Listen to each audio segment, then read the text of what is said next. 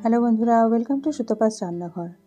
আজ আমি তোমাদের এমন একটা রেসিপি করে দেখাবো যেটা খুবই সহজ আর খুবই সুস্বাদু একটি রেসিপি। না দেখলে তোমরা বিশ্বাস করবে না। তাহলে চলো রেসিপিটা শুরু করি।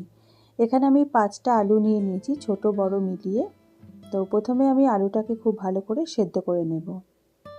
এরপর জলটা ছেঁকে ফেলে দেব। আর এর মধ্যে দিয়ে দিয়েছি 2টো ডিম। তো কাঁচা ডিম আমি আলু সেদ্ধর মধ্যে ফাটিয়ে দিয়ে দিয়েছি।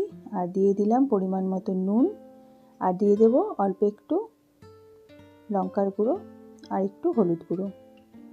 এবার খুব ভালো করে ডিমের সাথে আলুটাকে চটকে মেখে নিতে হবে। একটু যদি দানা দানা থাকে তাতে কোনো অসুবিধে নেই। এবার কড়াইতে দেখো 5 চামচ তেল দিয়ে দিয়েছি। এই রান্নাটা একটু তেল লাগে। এবার এইভাবে বড়ার আকারে আমি আলু আর ডিমের মিশ্রণটাকে ভেজে নেব। তোমরা যদি আমার চ্যানেলে নতুন বন্ধু হয়ে থাকো তাহলে অবশ্যই আমার চ্যানেলটাকে সাবস্ক্রাইব করে পাশে থাকার অনুরোধ রইল। আর যদি আমার রেসিপিগুলো ভালো লাগে তাহলে অবশ্যই একটা লাইক শেয়ার কমেন্ট করে দিও। তো যতক্ষণ এগুলো ভাজা হচ্ছে একটা মশলা করে নেবো। এখানে নিয়েছি 2টো পেঁয়াজ, একটা টমেটো, 8 কোয়া রসুন আর 1 ইঞ্চি মতো আদা, একটা কাঁচা লঙ্কা। এটার একটা পেস্ট বানিয়ে নেব। এদিকে দেখো বড়াগুলো খুব ভালো করে এক পিঠ ভাজা হলে হালকা হাতে উল্টিয়ে দিতে হবে। তো অপোজিট সাইডটাও আমি লাল করে ভেজে নেব। এটা কিন্তু বন্ধুরা খেতে খুবই ভালো লাগে। তোমরা অবশ্যই বাড়িতে একবার ট্রাই করে দেখবে। আশা করি তোমাদের ভালো লাগবে। তো দেখো 2 পিঠ এরকম লাল করে ভাজা হয়ে গেছে। এবার আমি এগুলোকে তুলে নিচ্ছি। বাকিগুলো আমি একইভাবে ভেজে নেব। তো সবগুলো বড়া আমার ভাজা হয়ে গেছে। এবার এই তেলের মধ্যেই দিয়ে দিচ্ছি একটা তেজপাতা, একটা শুকনো লঙ্কা, 3টে এলাচ, 3টে দারচিনির টুকরো আর 3টে লবঙ্গ।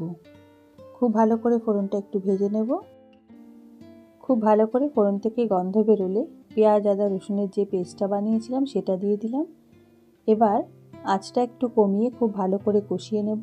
একটু কষিয়ে নিয়ে দিয়ে দেবো গুঁড়ো মশলাগুলো। তো প্রথমে দিয়ে দিচ্ছি পরিমাণ মতো নুন, 1/2 চামচ হলুদ গুঁড়ো, 1 চামচ জিরে গুঁড়ো, দিয়ে দিচ্ছি লঙ্কার গুঁড়ো 1/2 চামচ, আর দিয়ে দিচ্ছি সুন্দর রঙের জন্য কাশ্মীরি লঙ্কার গুঁড়ো। এবার খুব ভালো করে কষিয়ে নেব যতক্ষণ পর্যন্ত তেলটা না ছেড়ে উঠছে। খুব ভালো করে খানিকক্ষণ ধরে কষিয়ে নিয়ে যখন এরকম তেলটা ছেড়ে দেবে তখন দিয়ে দিতে হবে পরিমাণ মতন জল। তো এই রান্নাটায় ঝোলটা কিন্তু একটু বেশিই দিতে হবে, কারণ বড়াটায় কিন্তু বেশ ভালো ঝোলটা টেনে নেয়। সেই কারণে পরিমাণ বুঝে তোমরা ঝোলটা দেবে। তো দিয়ে দিলাম 1 চামচ চিনি। এবার দিয়ে দিচ্ছি 1/2 চামচ শাহি গরম মশলা। এবার খুব ভালো করে নেড়ে ঝোলটা একটু ফুটিয়ে বড়াগুলো দিয়ে দেব। বড়াগুলো দিয়ে কিন্তু খুব বেশিক্ষণ ফোটানো যাবে না, 5 মিনিট পরেই আমি নামিয়ে নেব। এবার আঁচটা কিন্তু একদম কমিয়ে দিয়েছি। হালকা হাতে একটু বড়াগুলো নেড়ে চেড়ে নামিয়ে নেব। তো ঝোলটা কিন্তু অনেকটাই টেনে যাবে বন্ধুরা। এইভাবে তোমরা কড়াইটাকে নাড়িয়ে একটু মিশিয়ে নেবে, তারপর নামিয়ে নেবে। 5 মিনিট পরে নামিয়ে নিলেই হয়ে যাবে। তো এবার দেখো আমি সার্ভ করে দিচ্ছি।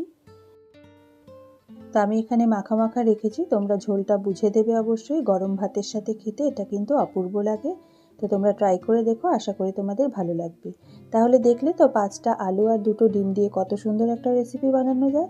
তাহলে বন্ধুরা আজ এই পর্যন্তই। দেখা হবে আগামী পর্বে নতুন একটি রেসিপির সাথে। তোমরা ভালো থেকো, সুস্থ থেকো। ধন্যবাদ।